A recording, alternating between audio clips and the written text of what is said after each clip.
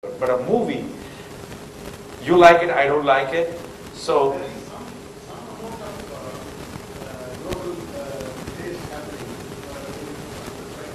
There are macro level acceptance that the movie is good. if there is, like the Dirty Picture was a classic example with a low budget in terms of promotion and so on, but the word of mouth was so positive that if you look at what we do with these movies is something different, not so much the social media. We monitor the diffusion, number of viewers seeing this, monitor the diffusion. One of why some movies diffuse faster in terms of accelerate in terms of sales, why some movies take time.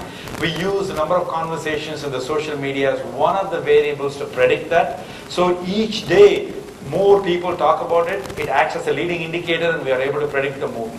But if you're asking, can you pre-plant this and make the movie successful right out of the gate, that's where the subjectivity comes. But if the movie is objectively, as you say, is good, many people say it's good, then we can use this and project upfront to create this word of mouth, make them actively participate, recruit these seed users, and ask them to spread the word. It'll work. Sorry? Yes, definitely. Yes, sir. Yeah. 1 second. Yeah. My question is regarding the social inequality. One of the premises under which this works is that you get a customer to your store or their restaurant and impress them with the quality of the service so that he comes back the next time. Is it considered, What if the quality of the service was poor in that restaurant? Whatever study? have you been considering your study and Yeah, he's asking about is quality of the service has got anything to do with customers not coming back. At least, you can say with this parlor, there are about like 18 outlets using this. So maybe 1 or 2 outlets may have some inconsistency. The parlor boy is not treating the customers or it's too crowded. But overall, that is not the case. In the car wash, it's sort of an automated business. You just drive in and they say what kind of car wash, you show the coupon, you sit in the car, it goes through the thing, comes out, and they wipe it and give it to you, so there's not much to say. In the restaurant, it's slightly different. I'll go to the beauty salon. In the beauty salon also, you just go for waxing or threading, if you're a woman, or if you're a male, you go for facial cleansing. That is becoming very popular these days. Also for a haircut or a hairstyle. There's not much about quality of service there to draw. Where you see a quality of service is where the exposure is a long time, like in a plane ride, when you're going somewhere. There it is visible, and you notice it, but otherwise, that didn't play any role at all. Sir? Yeah, so like in advertising, usually print or electronic media, we have different standards, like advertising standards, Council of India has that. So, but we see that in the web media or this kind of social media, there is no such standards as such. So, how do we protect ourselves against unethical marketing or what we call today the viral marketing? So, thereby what happens, maybe collaborativity becomes an international sound.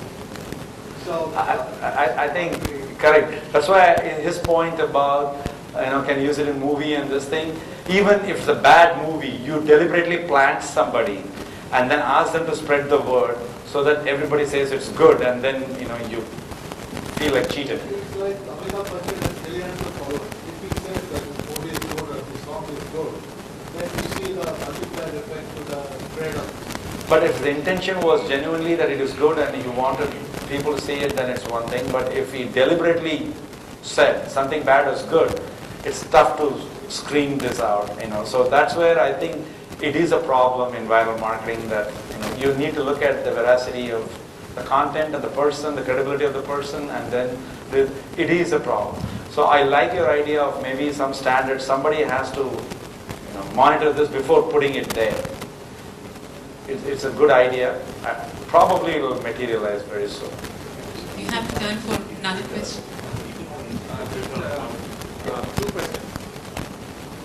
Yeah, no, he's saying that he's talking about motivation itself. Amitabh Bachchan says that, watch this movie of my son Abhishek Bachchan, it's very good.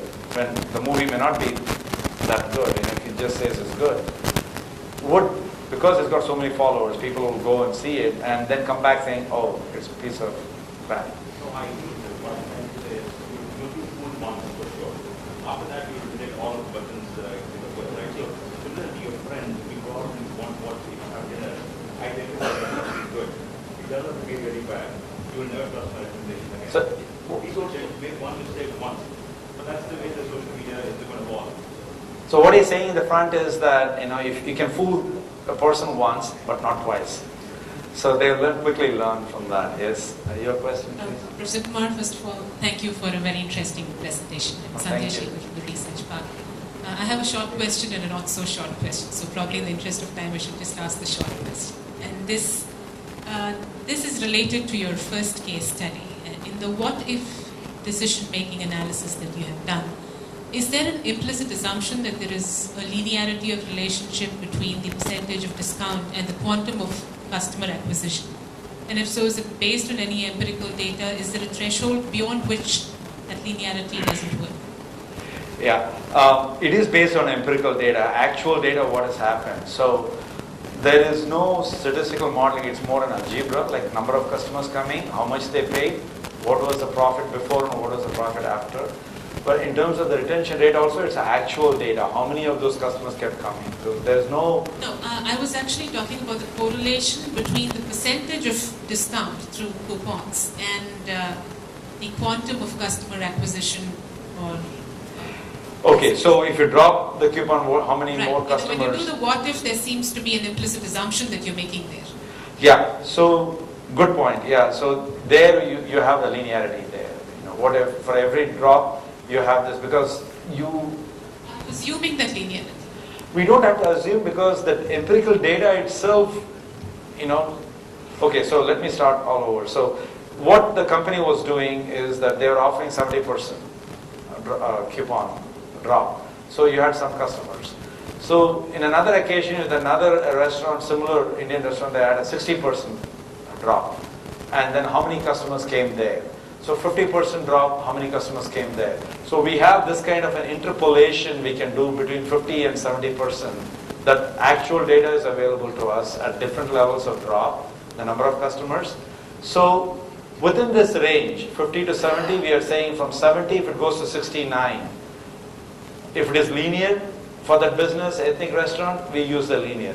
If it is exponentially decreasing or exponentially increasing in terms of the customer acquisition, for a car wash business, we use that for that business. So it varies from industry to industry. It's very, very good point you raised. One more question. See, what Groupon is doing now is already approved by Walmart, just group selling. Which 100% are subject to the Groupon, they'll get more margin. More volumes, there is more sales at the low margin.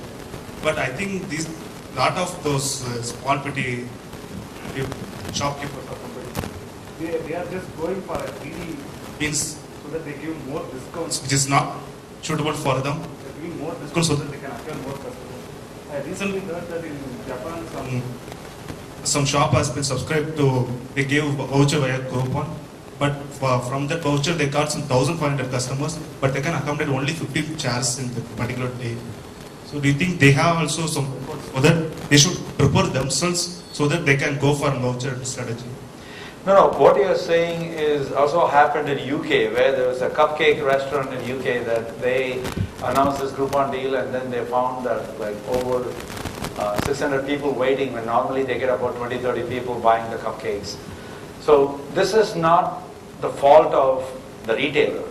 This is something the social coupon service provider should have warned, saying that you are like 10 by 15 square foot area, like 150 square foot. You can at any given time entertain 10 customers. So you should actually phase this out, saying that first when you sell the coupon itself, you should say that some coupons are valid on Monday, some on Tuesday, some on Wednesday. This was our prescription, rather than saying no restriction. You can take it any time, what you're saying is what will happen. That everybody goes on the same day, they cannot redeem it, they wait outside, they get angry, and this thing. So that's why they have to say at any given time I can service 10. So you can put the hour stamp or the day stamp or the week stamp on that, make it valid. So that is the way to control, which is happening now. But again, as he says, which is a very important point, the more restrictions you put there, people are disinterested in that. So they're saying, I don't want to buy this, and it's tough for me to go in that period. And if I buy it, I cannot go in that period. I've already sunk that investment, which I cannot redeem it. So I think whichever way they are trying to make it work is difficult. So that's why the sustainability of this is questionable. Slowly they are moving towards e-commerce. It's just perfect. But in terms of promotion, see, what ultimately I'm saying is that if you're a small business restaurant, best is don't go for these deals and something like that. Recruit and work on your product strengths, your positioning of the product, why they should come and buy this product, why they should go to this car wash, what is in it. As one of you were saying, quality of service, emphasize that, and your faster turnaround, things like that, and also create a loyalty program there. That you come there 8 times, 9 times, then the 10th time is free, which is common, but they're not practicing it. And have a referral program. You bring in more customers, you are also rewarded. So this way, you're not giving somebody 80% to acquire, but you are just giving 10%, like $4, $5 as reward for each referral. So that is much more profitable. That is a study that we did, and HBR published it in October 2007. How valuable is word of mouth? So we have actually found prescription to change this model to be profitable. The question is, who is watching it, who is adopting it, and who is quickly learning from this? So if you read our writings, the publications, you'll clearly see a pattern how to make all these things work. When I say work, meaning not Groupon work or a living social work, but how to make a marketing strategy on a social media work. So that's the message. Pleasure. Thank you.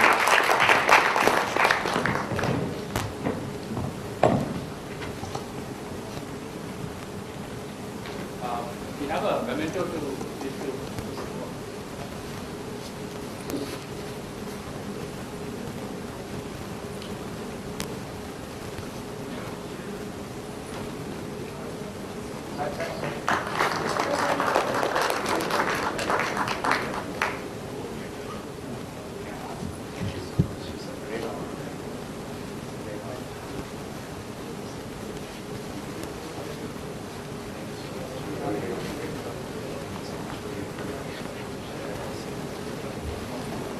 I'll just close this and upset myself.